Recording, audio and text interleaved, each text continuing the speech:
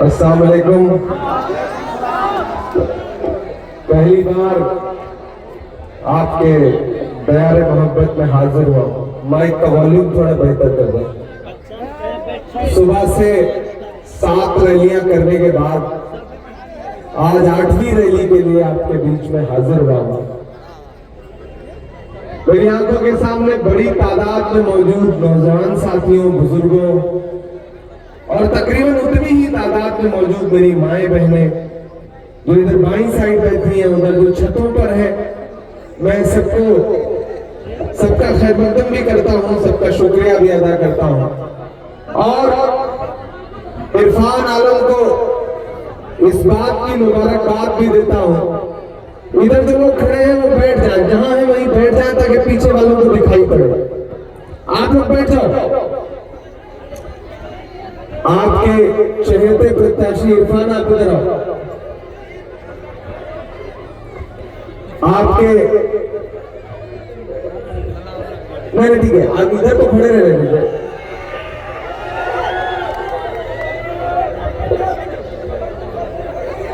आप बैठ जाए तो फिर मैं बोलना शुरू करें, ठीक है?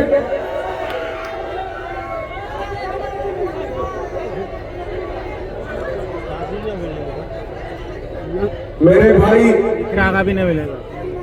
आने वाली 11 तारीख को आपको न सिर्फ कस्बा के मुस्तकबिल का फैसला करना है बल्कि बिहार के मुस्तकबिल का भी फैसला करना है।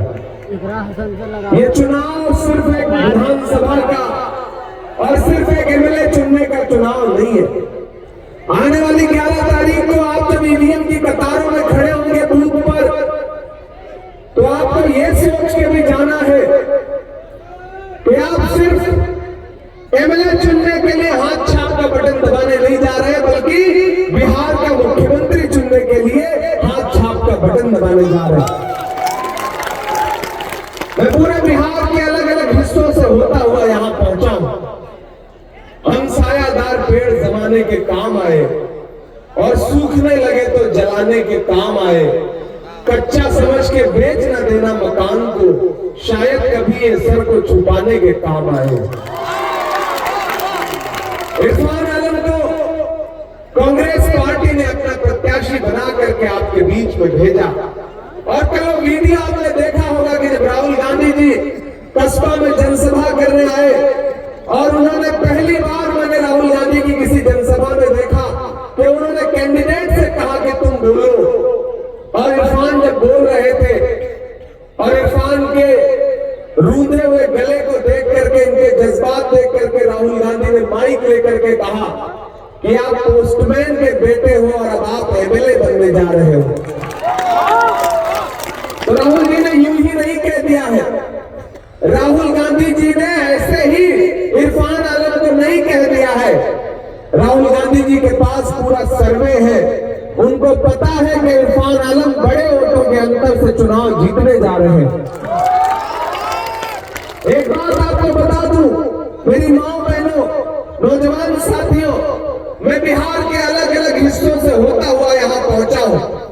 पूरे बिहार में चुनाव प्रचार कर रहा हूं पिछले 16 दिन से, बिना थके, बिना रुके, बिना सोए लगातार सफर कर रहा हूं। आज दिन में भी हेलीकॉप्टर से 7 सभाएं की। उसके बाद इरफान ने जब मुझसे रिक्वेस्ट किया कि शाम में आप आ जाइए रात में, तो मैंने कहा बिल्कुल, मैं बहुत थका हुआ हूं लेकिन मैं कोशिश करूंगा कि लोगों से मुलाकात करने के लिए आ जाऊं।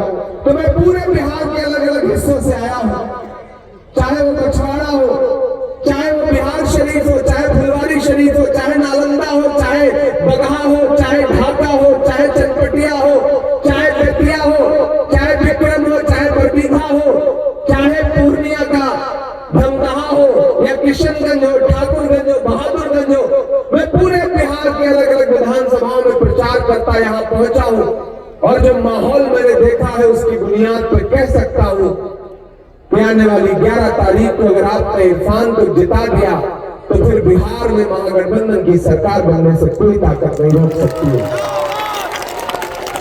नौजवान साथियों, एक तरफ भाजपा और उनके साथी खड़े हैं नीतीश कुमार हो, चिराग पासवान हो, और एक तरफ राहुल गांधी, तेजस्वी यादव खड़े। ये चुनाव दो ताकतों के बीच में है और नीतीश जी के रिटायरमेंट का समय आ चुका है। अभी 4 दिन पहले नरेंद्र मोदी ने जब पटना में रोड शो किया तो नीतीश जी को अपने साथ गाड़ी में भी नहीं खड़ा किया। इससे भी पता चलता है कि नीतीश जी के रिटायरमेंट का समय आ गया। मुझसे मीडिया के साथियों ने पूछा कि नीतीश जी के बारे में क्या कहेंगे।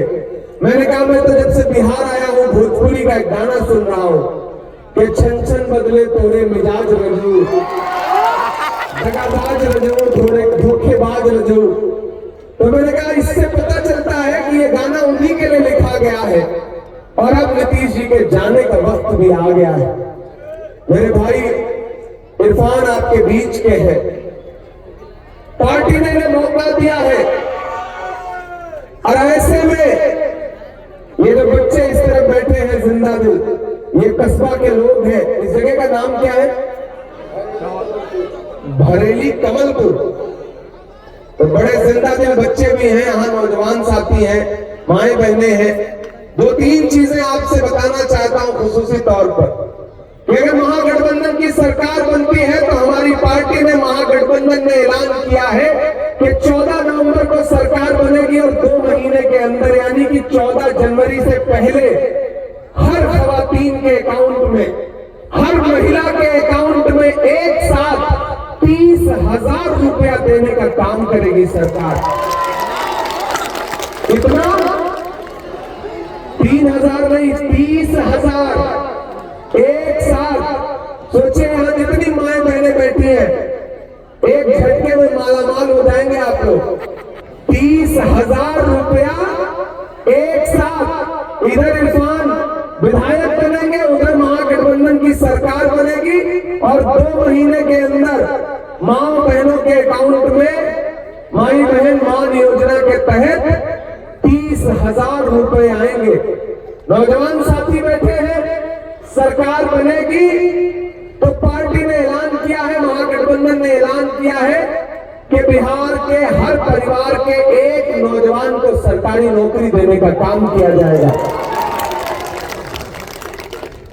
गैस सिलेंडर 500 रुपए का मिलेगा और सबसे बड़ी बात, वो गरीब जिनके सरों पर छत नहीं है, जिनके पास जमीन नहीं है, महागठबंधन की सरकार ऐसे हर बेघर इंसान को 5 डिसमिल जमीन फ्री देगी।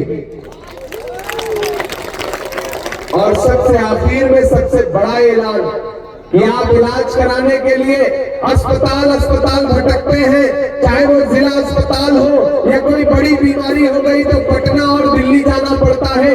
इलाज कराने के लिए खेत बेचना पड़ता है, जेवर गहना बेचना पड़ता है। ऐसे में महागठबंधन सरकार कह रही है कि जैसे ही हमारी सरकार बनेगी, इलाज के लिए 25 लाख रुपए का बीमा हर इंसान को फ्री में मिलेगा। आप 25 लाख रुपए तक का इलाज फ्री में करा सकते हैं। इसलिए मेरे भाई इरफान को 200 यूनिट बिजली फ्री भी इन्होंने याद दिलाया मुझे। 200 यूनिट बिजली फ्री भी रहेगी। एक तो याद रखिए, सबसे बड़ी बात है, मैं पूरे बिहार में चुनाव प्रचार कर रहा हूं, पूरे देश में जाता हूं, दुनिया में जाता हूं, लेकिन जितना शरीफ प्रत्याशी उम्मीदवार आपके यहाँ है उतना मैंने आज तक कहीं नहीं देखा है। ये इंसान आपके घर का बेटा है, आपका भाई है, पोस्टमैन का बेटा है। इनके वालिद ने जिंदगी भर चिट्ठियां बांटने का काम किया है, उन चिट्ठियों में आपके लिए खुशियां पहुंचाने का काम किया है आपके घरों पर। पहली बार ये आपके बीच में अपना दामन फैला करके खड़े हैं।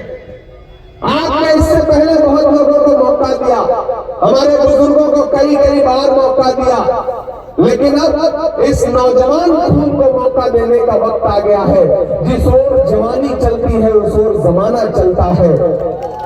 इसलिए चाचा आप सबसे भी, नौजवान साथियों आप सबसे भी गुजारिश है, इरफान को इस बार जिताइए।